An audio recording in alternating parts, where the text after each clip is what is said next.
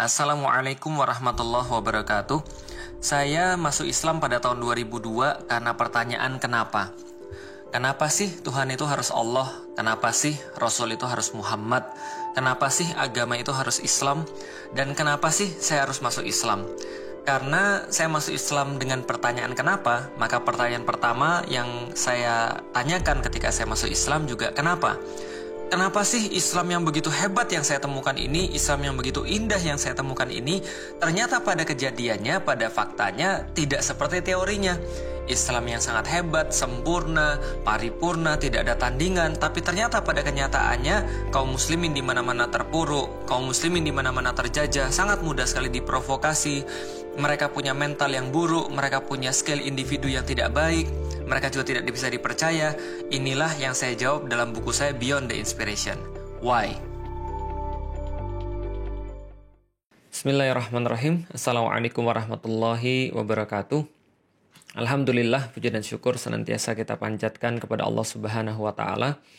Begitupun juga salat dan salam semoga senantiasa tercurahkan kepada baginda Nabi besar Muhammad sallallahu alaihi wasallam.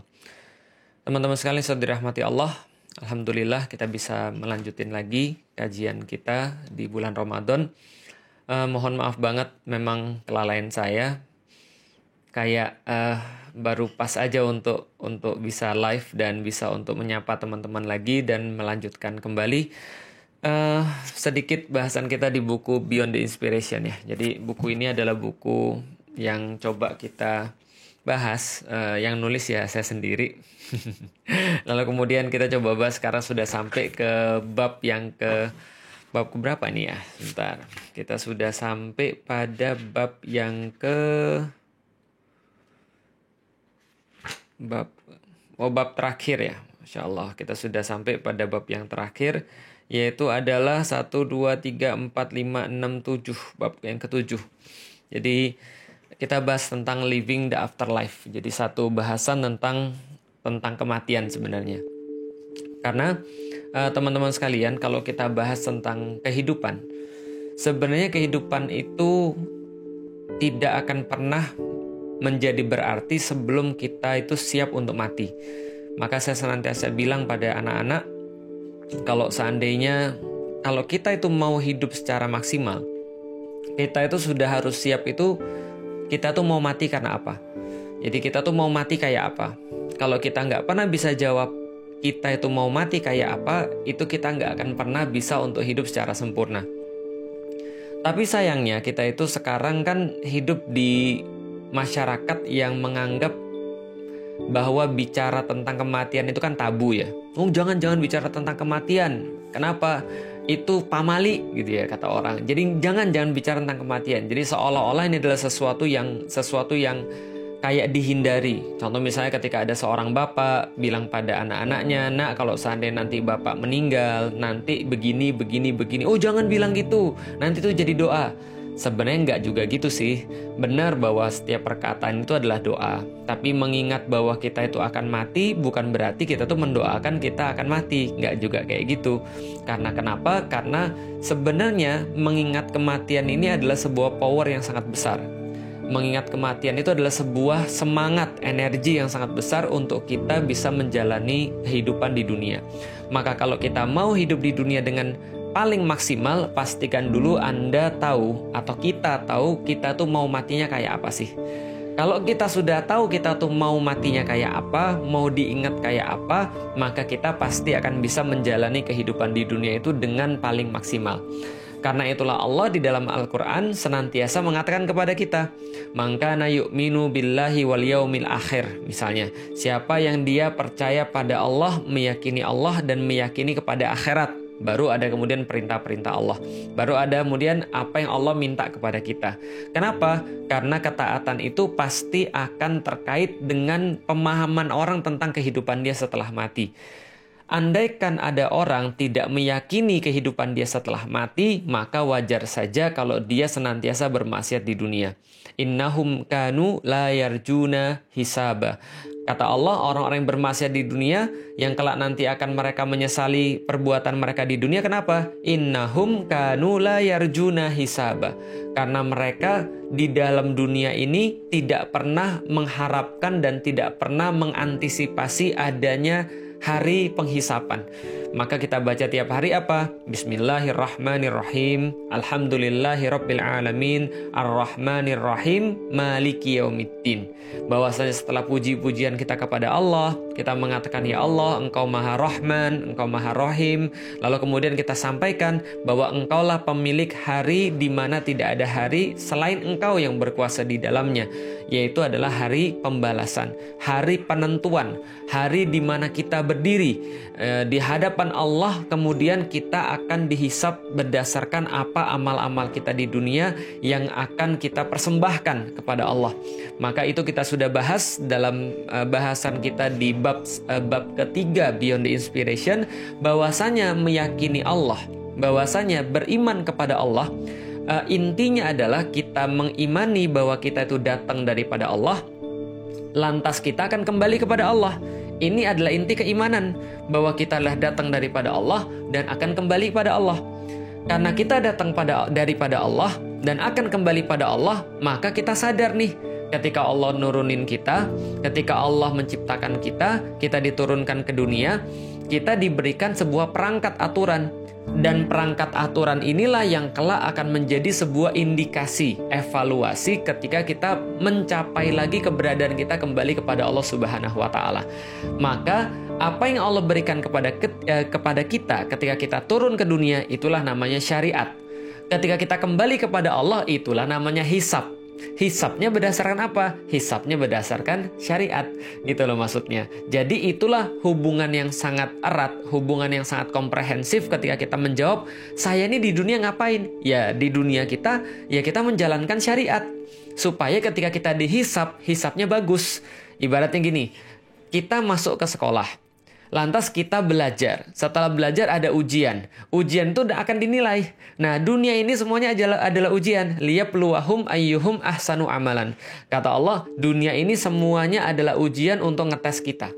Untuk ngetes apa? Apakah jawaban kita terhadap ujian itu adalah jawaban yang sesuai dengan apa yang Allah ajarkan kepada kita, yaitu adalah syariat. Nah, karena itulah teman-teman sekalian, ketika kita memahami bahwa kita tuh ada hisab, bahwa kita tuh akan ada hidup setelah hidup ini, maka itulah kita punya alasan untuk senantiasa taat pada Allah Subhanahu wa Ta'ala. Maka tidak bisa dipisahkan kematian itu dengan semangat untuk beramal yang baik. Makanya Rasulullah Shallallahu Alaihi Wasallam senantiasa mengingatkan kepada kita, cukup mati itu sebagai pengingat. Kalau kata orang-orang barat, start with ending. Jadi starting with ending. Jadi kita tuh memulai dengan akhir yang kita mau. Kalau seandainya orang-orang itu merencanakan sesuatu, mereka itu buat planning gitu kan ya, maka planning itu akan dibuat sesuai dengan keadaan akhir yang pengen dia dapat. Itulah pentingnya kita itu mengetahui bagaimana kita itu mau mati. Gitu loh maksudnya. Maka dalam living the afterlife atau dalam Islam itu sendiri, Islam itu sebelum kita menjalani kehidupan kita di dunia, Islam tuh memastikan kita tahu bagaimana kita itu mau mati. Jadi Islam tuh memastikan kamu tuh mau mati dengan cara apa, kamu tuh mau diingat dengan seperti apa. Itu yang Islam pastikan kepada kita. Karena Islam tahu dengan itulah kita baru bisa menjalani kehidupan kita yang paling maksimal. Tanpa itu kita nggak mungkin melaksanakan kehidupan kita yang paling maksimal. Contoh, planning itu nggak bisa dibuat sebelum kita tahu keadaan ujung tuh mau seperti apa.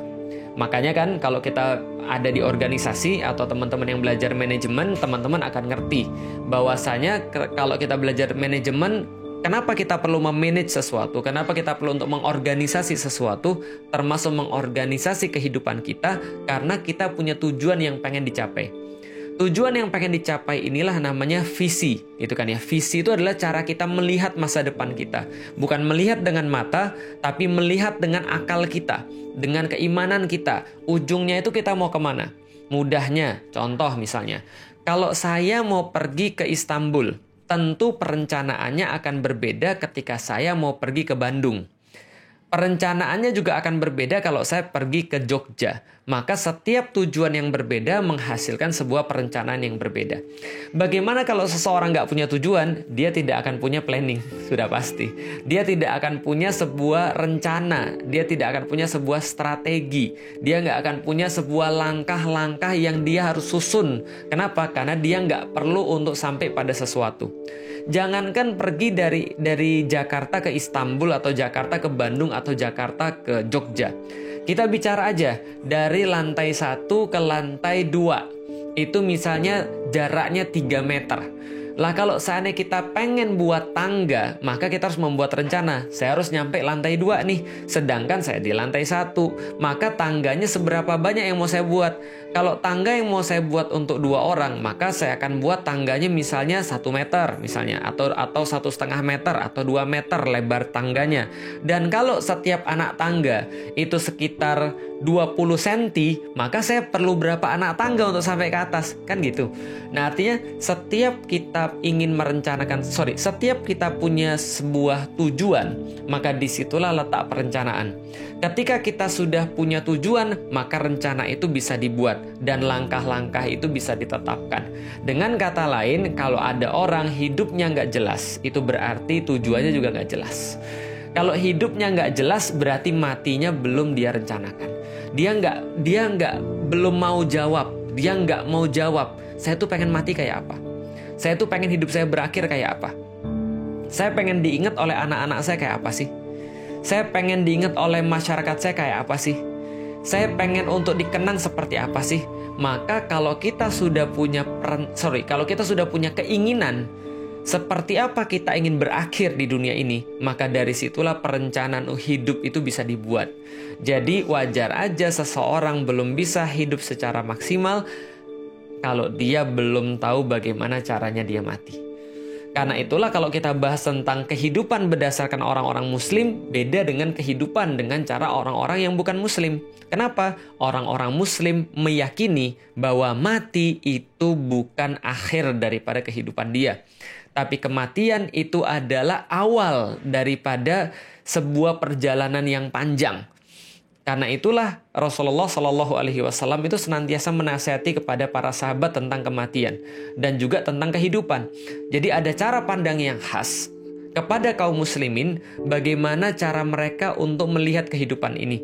Misal Rasulullah Shallallahu Alaihi Wasallam itu pernah bersabda, "Kun fid dunya ka'annaka gharibun au abirus sabil."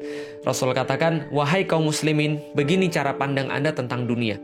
Cara pandang Anda tentang dunia adalah jadikan dunia ini Anda itu seperti goribun, seperti orang asing. Au abirus sabil, atau orang yang sedang menyeberang jalan. Jadi Anda itu seperti orang asing atau seperti orang menyeberang jalan. Kita bisa bayangin ya, gimana kalau seandainya kita itu merasa kayak orang asing. Kita tuh merasa kayak nggak familiar, pastinya kita nggak nyaman. Kita nggak pernah nyaman kalau kita nggak familiar tentang sesuatu.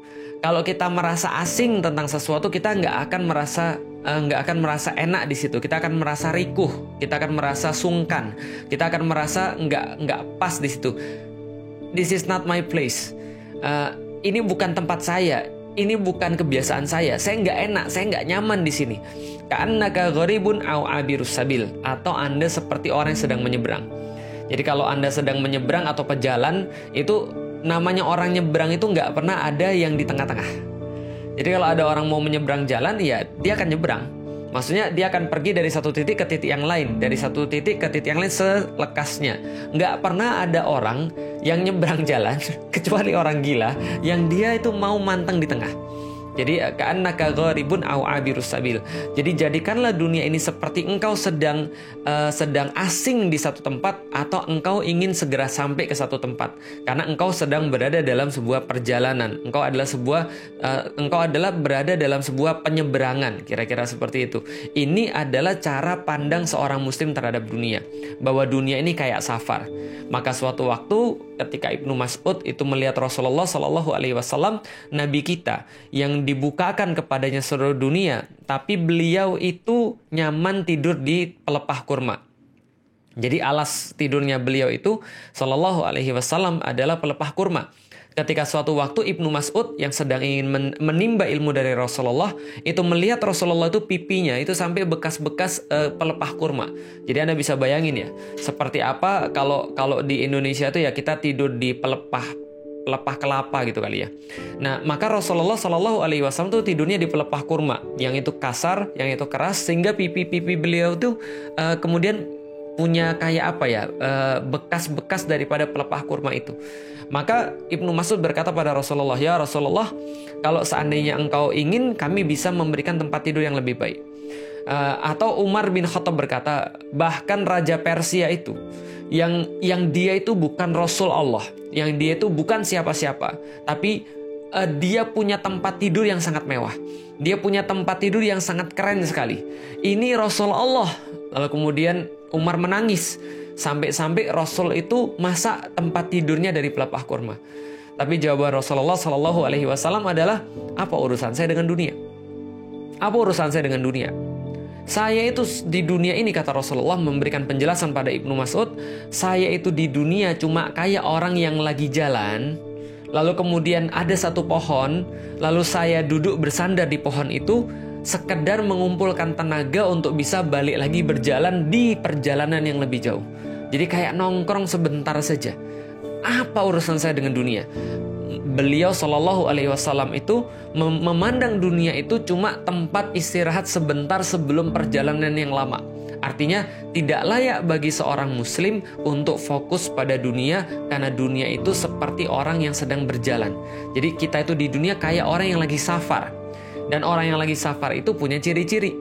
Apa ciri-ciri orang yang lagi safar? Pertama, orang yang lagi safar itu pasti dalam keadaan punya beban. Orang yang lagi safar itu dalam keadaan nggak suka, nggak nyaman dia di situ. Yang kedua, orang yang lagi safar itu dia pengen cepat-cepat balik. Karena dia tahu ini dia lagi safar. Dia pengen cepat-cepat balik ke tempat tinggalnya. Yang ketiga, apapun yang ada di safar itu dia nggak bisa bawa. Dia cuma bisa nikmati di situ aja.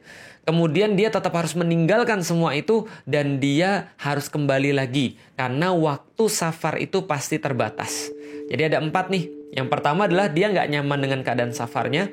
Yang kedua, dia terbatas waktunya. Yang ketiga, dia tahu apapun yang dia dapatkan pasti akan dia tinggalkan. Yang keempat adalah dia tahu bahwa dia pengen segera pulang balik lagi ke kampung halamannya. Setidaknya ini yang saya rasain. Kalau saya ditanya, perjalanan saya paling indah itu kemana? Saya bilang tuh kalau saya boleh milih ya pengennya ya kayak di masa pandemi ini. Nggak perlu kemana-mana, santai di rumah aja gitu ya. Itu adalah nature-nya saya. Saya tuh kan nature-nya kan pemalas. Jadi saya tuh pengennya tuh ya di rumah aja udah. Sama istri, kelonan gitu ya. Sama anak-anak, kelonan gitu ya. Enak kan gitu ya. Sama istri, sama anak, nggak usah pergi mana-mana. Kenapa? Karena yang saya perlukan semua ada di sini gitu loh. Jadi ada istri saya, ada anak-anak saya. Rumah itu bikin saya nyaman. Dan ketika saya keluar tuh malah bikin saya stres. Maka kalau ditanya pergi kemana yang paling enak, ya saya bilang nggak ada. Kalau ada orang bilang, oh kan jadi ustadz kan enak, bisa jalan-jalan terus, bisa pergi naik pesawat, bisa pergi naik mobil, hari ini ada di Istanbul, besok lagi ada di Aceh, besok lagi ada di Medan, besok lagi ke Jogja, besok lagi ke Solo dan segala macam. Pokoknya seluruh Indonesia enak naik pesawat. Yang bilang kayak gitu itu pasti gak pernah berpergian. Kalau yang sering berpergian tahu bahwa berpergian tuh nggak enak, safar tuh nggak enak. Karena safar tuh nggak enak, karena safar itu adalah sebuah kayak beban, maka Rasulullah Shallallahu Alaihi Wasallam itu memberikan rukhsah. Jadi Allah memberikan rukhsah bagi orang-orang yang lagi safar, memberikan keringanan. Sholatnya boleh dijamak gitu ya. Lalu kemudian puasanya boleh diganti di hari yang lain gitu. Kenapa? Karena Allah tahu wa in kana maridun aw ala safarin kalau di dalam Al-Qur'an. Kalau kamu sakit atau kamu lagi dalam keadaan safar. Jadi sakit itu disandingkan dengan safar. Artinya apa? Safar tuh nggak enak. Kalau misalnya kita safar enak, nah itu kita harus bertanya-tanya tuh. Kenapa? Jangan-jangan di rumahnya itu tidak harmonis. Makanya dia pengennya keluar terus. Dia nggak betah di rumah. Dia pengennya keluar terus. Kenapa? Di rumah tuh dia buat stres gitu ya. Nah tapi kalau bagi orang normal, dia pasti senangnya di rumah. Makanya kalau saya ditanya, nggak ada safar yang enak bagi saya. Tapi ada satu safar yang berkesan yang sesuai dengan cerita saya tadi. Saya pernah pergi diajak ke daerah di Aceh. Itu ada satu tempat namanya Gayo Luwes. Itu perjalanan ke sana waktu itu ketika tahun-tahun zaman-zaman kapan ya, tahun 2009 atau 2010, itu perjalanannya itu lebih enak dari Medan. Dari Medan itu jalan ke sana itu perlu sekitar 12 jam. Jadi saya nyetir dari Medan pergi ke Gayo Luwes itu sekitar 12 jam. Nyetir cuma berhenti untuk sekedar ya istirahat sebentar lah. Setelah itu jalan lagi. Itu Masya Allah pemandangannya itu luar biasa. Pemandangannya itu sangat exciting sekaligus mengerikan gitu kan ya. Kenapa? Itu kita harus naik turun beberapa gunung. Jadi bisa dibayangkan sebelah kiri saya tuh waktu itu wah Masya Allah gunung tinggi, sebelah kanan jurang ke bawah. Itu bawahnya itu ada kayak sungai. Itu pemandangan keren banget, lebih keren daripada puncak di Bogor dan sekaligus serem gitu ya. Jadi pokoknya pemandangannya bagus dan serem lah. Saya menikmati banget pemandangannya itu bagus banget, keren banget. Tapi saya sadar bahwa saya akan ninggalin semua itu. Saya nggak mungkin bawa pemandangan tuh pulang ke rumah. Saya nggak mungkin itu bisa bawa gunung itu pulang ke rumah. Nggak. Itu cuma untuk dinikmati di sana. Setelah itu saya nggak bisa bawa pulang. Iya, di daerah Gunung Leser ya. Lalu kemudian yang saya tahu, saya dalam keadaan terbebani. Kenapa? Karena saya pengen cepat pulang. Saya harus ngisi di sana sekitar 3 hari. Dan itu membuat saya kepikir, tapi ya udahlah, pokoknya saya pengen cepat pulang. Jadi ada ya, pengen cepat pulang, semuanya akan ditinggalkan dan saya tahu waktu saya terbatas di situ. Waktu saya punya keterbatasan dan saya merasa nggak nyaman. Jadi semua sudah terpenuhi di situ ya. Artinya yang namanya safar itu pasti orang-orang merasa bahwa dia itu akan kembali dan dia tidak akan bisa bawa semuanya. Dan ini bisa diambil contoh, misalnya contoh lagi gini ya. Istri saya orang Pati. Jadi kalau misalnya istri saya tuh pulang ke rumahnya itu dari Pati itu jalan sekitar dari Pati jalan sekitar 17 kilo. Jadi dari kota Pati kadang-kadang saya suka guyonin istri saya ya. Itu Pati itu kadang-kadang di peta juga nggak ada gitu kan ya. Langsung di skip dari Semarang, Semarang, Demak, Kudus langsung kemudian di skip ke Jepara gitu ya atau Rembang gitu ya. Jadi Pati itu di skip. Nggak, sorry ya orang Pati ya. Nah, jadi dari kota Pati itu istri saya tuh harus ke rumahnya tuh 17 km. Jadi 17 km ke rumah. Dan pas saya nikahin istri saya itu nggak banyak rumah yang punya tehel. Jadi kebanyakan tuh langsung tanah aja. Termasuk rumah istri saya tuh setengahnya itu masih dari tanah. Jadi bisa dibayangin ya seperti apa kondisi kampungnya istri saya. 17 km dari kota, kalau naik mobil sekitar 45 menit gitu ya. Lalu tempatnya tuh masih juga agak remote pada saat itu. Sekarang sih alhamdulillah ya, sinyal sudah ada, internet sudah ada. Dulu itu belas nggak ada. Sinyal tuh susahnya minta ampun. Nah, dia punya sepupu-sepupu orang-orang kampung yang kerja di Jakarta itu kebanyakan kerja konveksi. Kerjanya konveksi di daerah Jembatan 5 sana di Jakarta. Dan suatu waktu ketika kita sudah nikah, itu istri saya pernah ngajak saya untuk pergi ke tempat salah seorang sepupunya. Nah, yang ada di Jembatan 5 itu. Kalau teman-teman tinggal di Jakarta, kalau nggak coba search aja Jembatan 5 kayak apa, teman-teman sudah bisa kebayang. Jadi kondisinya itu kayak apa di Jembatan 5 itu? Itu kayak kalau di Brazil favela kira-kira gitu ya. Jadi ada ganggang yang sempit yang cuma bisa dijalani oleh motor atau manusia. Sebelah kiri kanannya ada rumah-rumah kayu atau rumah-rumah seng yang di atasnya tuh bisa jadi ada yang connecting satu sama lain gitu kan ya. Saking sedikitnya tempat dan saking banyaknya orang di situ. Nah, di situ banyak orang Jawa dari Pati. Kerjanya konveksi waktu itu ya. Kerjanya motong kain lalu kemudian jahit dan segala macamnya itu. Nah, pas kita datang itu ke tempat sepupu istri saya itu, ketika kita masuk ke rumahnya itu dari awalnya saya sudah horor. Wah, orang bisa tinggal tempat kayak gini ya. Lalu kemudian ketika saya datang masuk ke dalam kos-kosannya, Masya Allah, kos-kosannya 3,3, nggak ada ventilasi, nggak ada jendela. Di kamar itu hanya ada lemari, magic jar, dan pengapnya luar biasa. Dan gak usah tanya baunya kayak apa. Maksudnya bau pengap ya, bau apek gitu ya. Saya langsung gak merasa nyaman. Wah, itu saya pengen cepat pulang aja gitu kan. Wah, kayak rasanya kayak orang kaya aja kayak gitu ya. Enggak, maksudnya gini, untuk orang normal saja, Itu kayak nggak pantas gitu maksudnya untuk manusia. 3x3 dan itu dihuni oleh 2 orang. Dia punya kasur Palembang itu, jadi yang agak apak itu karena lembab ya, dan ventilasinya nggak ada. Ventilasinya ya otomatis cuma pintu aja, dan nggak ada penerangan, nggak ada cahaya dari luar gitu. Jadi lembab luar biasa. Dan ketika saya nggak nyaman tapi masih saya tahan-tahan. Lalu saya tanya sama sepupunya istri saya, Mas, kalau saya mau ke WC, saya kemana Mas ya? Dia bilang ini, wah ada 50 meter dari sini. Nanti turun, belok kanan, nanti ada gang, belok kanan lagi, terus belok kiri. Nah, lurus di situ ada WC umum. Kita sudah bayar bulanan di sana, bilang aja dari kita. Wah, kita langsung saya nggak enak. Nggak jadi saya ke WC. Kenapa? Saya bisa bayangin tuh kalau sana kamarnya kayak gitu, apalagi WC-nya. Tapi teman-teman sekalian, bukan bermaksud apapun, saya cuma bermaksud ingin menceritakan. Ketika kita pulang kampung pas lebaran dan kita pergi ke rumahnya orang yang sama, sepupunya istri saya itu pergi di Pati, ternyata dia lagi bangun rumah. Dan rumahnya di kampung mewah. Mewah banget, lebih mewah daripada apartemen yang kita tinggal di Jakarta. Lalu saya kaget, lalu saya bilang, Kang, ini Mas kok ini rumahnya bagus banget di kampung. Dia bilang, ya alhamdulillah, kami tuh ketika di Jakarta, ketika kami dapat uang, kami nggak pernah menghabiskan di Jakarta.